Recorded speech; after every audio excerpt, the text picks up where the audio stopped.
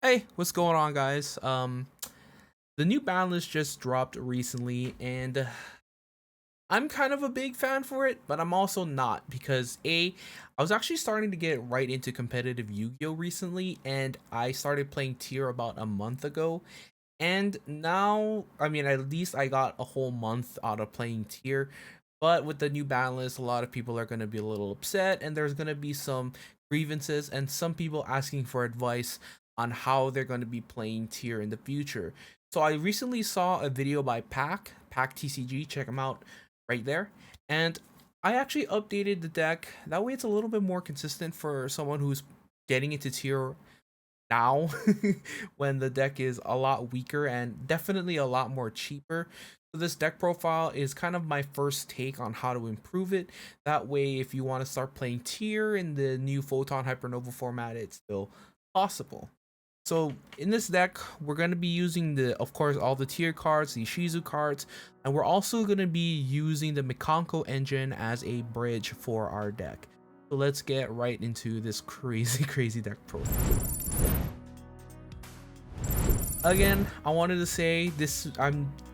The quality of this video is not going to be the same that you're used to seeing because I kind of rushed this. That way, you folks could get at least something. I'll actually post this on YGO Pro deck. That way, you folks can see it as well. But here is what I'm currently running and what I'm thinking about running for the brand new Tier deck. Of course, we're gonna start with the big difference is I'm planning to run Nibiru the Primal Being, mainly as a way to stop other niche decks such as Sword Soul and other engines like that, mainly because with all the tier hits, a lot of people may be going back to those OG decks like Sword Soul, Adignisters, or decks that frequently want to special summon or summon more than 5 times. Other than that, it's mainly just for hate against rogue decks, especially since the tier deck has gotten considerably a little weaker. I think Nibiru is the perfect pick for this deck. I'm also running the new Tearlaments Kashtira monster, mainly because since we don't have our access to our millers, we have to have additional millers. Unfortunately, this does banish a tier or Kashtira monster, and most likely there is one tier monster and a couple of tier spell and trap cards that you can banish, but ideally we're using Kashtira Tearlaments Kashtira as our engine into milling in place of like a Kelbeck or a Medora, etc. Of course, we're running the 1 copy of Shiren, the 1 copy of Rhino, the 1 copy of Havanus, and the 1 copy of Merly, unfortunately, and also the 1 copies of our Ishizu package as well, because we kind of have to run as much as we can. Because of the Kalos ban, everyone's going to be hopping on the King of the Swamp, so expect King of the Swamps to be a lot more expensive. I'm not sure why Konami didn't think about even limiting King of the Swamp, but at that point you're really just killing this deck. So and of course they still have to sell Kashtira, so I'm playing triple copies of King of the Swamp as our bridge to get into our Ru Kalos and Kit Kalos, etc. Not Kit Kalos. Kit Kalos is bad, but we can use King of the Swamp as a bridge into our bigger Tearlament monsters. As for the rest of the deck, I'm on the triple copies of Diviner of Herald, which is our way to get into Beatrice, Baron de Fleur, as well as getting into the Mikanko line of play. And speaking about Mikankos, we're on the triple copies of Ohime the Manifested Mikanko, because one of her things is she can send one of your tier monsters, not as a cost, but as part of its effect, to special summon or grab a card. And luckily for us, we are going to be using her a lot, and I really do think that this card will be essential for the next format. So keep your eyes on Ohime the Manifested Mikanko and possibly that entire Mikanko engine. Similar to packs, I'm running Polymerization mainly for combining it with our King of the Swamps, as you can see here. Terraforming is the standard. Foolish Burial is another one that we have to add here because we don't have access to our mill cards. One of the weird techs I opted to play here is Pot of Avarice, mainly to shuffle back cards such as Mudora, Kelbeck, and all those folks, as well as King of the Swamp. Now, one of the key issues that I've been having is with cards that banish from the deck, like the not the cashier, but the runic engine.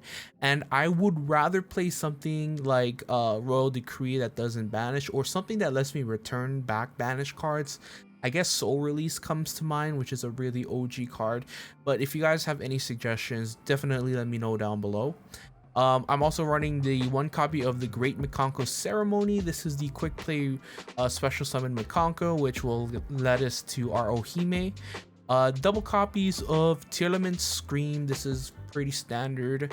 If you don't know if it's milled, you can add a Tearlaments trap from your deck to your hand, and then if when it's on the field and you activate or special normal or special summon a tier monster, you can mill the top 3. I'm also running the one copy of Mikanko Reflection Rondo. The reason why I'm playing this card is because it's my snatch steal, and there are times where I'm actually having Ohime on the field, and it's great to have that snatch steal for going into OTK. You barely use this, but it's very niche, and most of the time I can like steal a Bestial. That way I can go into possibly Beatrice. But those are some cool techs with the Mikanko Reflection Rondo. Of course, triple copies of Primeval Planet Perlarino. This is a pretty standard one. Boosts your tier monsters. Lets you add a tier or Vista Star Frost, or if I believe it's if you special summon a tier monster, you can destroy a card in the field. That's one of its cool niche things. Of course, you gotta run triple of that. In the OCG, you see this at 1, but here in the TCG land, it's cool. We can run that at 3. We'll take advantage of it. I'm also on that one copy of Trivi Karma, mainly because I want to mill this card, and that's why I don't run more than one copy of this. And again, we don't have access to a lot of things, so that's why I'm gonna run the one Trivi Karma here. I'm also here with the Infinite Impermanence. This can change as with the Nibiru Primal Being. Right now I'm in the test phases, and most of the time I use more of the Imperms than the Nibs, but Nibs do come here and there handy. So those 2 cards, Nibiru and Imperm, are kind of those flex spots that you can choose. I'm on the one copy of Tearlaments Meta Noise, just because it's a great card, and we can, if it's milled, we can target a Tearlaments monster in my graveyard and add it to the hand, so most likely Havinus or something like that. Suliek and Crime are the last 2 spells. This is 2 trap cards, sorry, those are the standard stuff.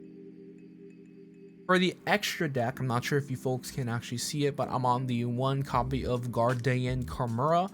I like Guardian Chimera because we have access to Poly. It's possible for us to use King of the Swamp, one of our tier names, and maybe even a Nibiru. I'm not too sure, but it's great to have Guardian Chimera here to spin out monsters. This could actually change in the future. I don't really know right now, but it's a great card. I'm on the one copy of Tearlaments Caldeo Heart, as well as this is supposed to be 2 copies of Rucalcos, but in this current build, I have the one copy of El Shadal Winda because I can use the King of the Swamp as my Shadal monster. But ideally, it would be 2 Rucalcos, because I oftentimes come to a point where I want to have access to the second one, because you never know when you need that additional monster to negate, or when your Rucalos gets banished, which sucks. You still are able to access another Rucalos as well. I may end up dropping Caldeo Heart for Winda, or I might just scrap this entire plan and go to do like a Shadal version of this deck. And if you guys want to see that, let me know in the comments below. Of course, Mud Dragon of the Swamp as our bridge to our rank 4 plays. For the synchros, I'm on the one copy of Baron de Fleur, as well as the one copy of the Herald of the Arclight. Arclight is going to be sorry. Woo! Arclight is actually our bridge to make our level 6s with Diviner of Herald. That way we can XZ summon it into, of course, Beatrice, and Baron de Fleur is here just in case we have that opportunity to make Her? Yeah, it's a her. I'm on the one copy of Divine Arsenal AA Zeus Sky Sunda, as well as I mentioned Beatrice. One copy of Time Thief Redoer, as well as Baguska and Abyss Dweller. Most of the time, I'm gonna be making Time Thief Redoer in this format, but when I'm in the tier mirror, I'll go with Abyss Dweller or etc.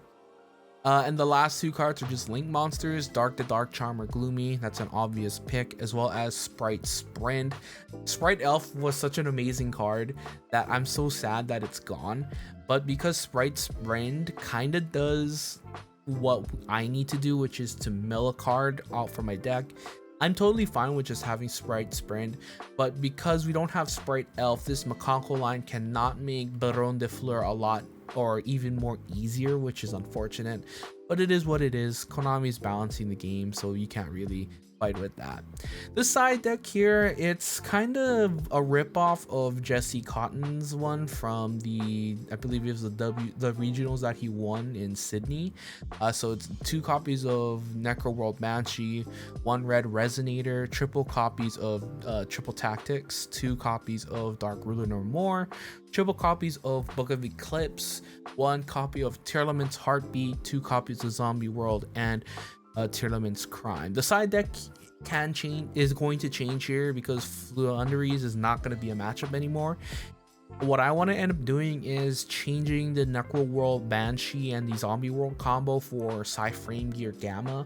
I think that card has a lot better of a choice as a hand trap rather than the other cards probably, such as Necro World Banshee and Zombie World.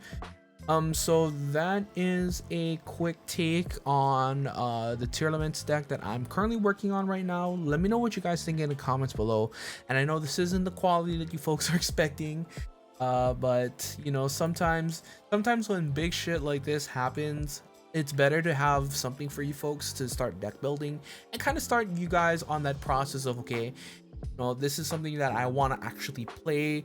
I know it got hit. What are some ways that I can make this work for me and for how I play? So I wanted to at least have another point of view or secondary angle to look at Tearlaments. But yeah, sorry for the quick video. Had to spice something up. Just finished work, you know, that's why my hair is all messed up. Came from the gym, sweaty as French fries. But I'll see you guys later. I did post a little bit about Triple Tactics Thrust, about how trash I think the card is.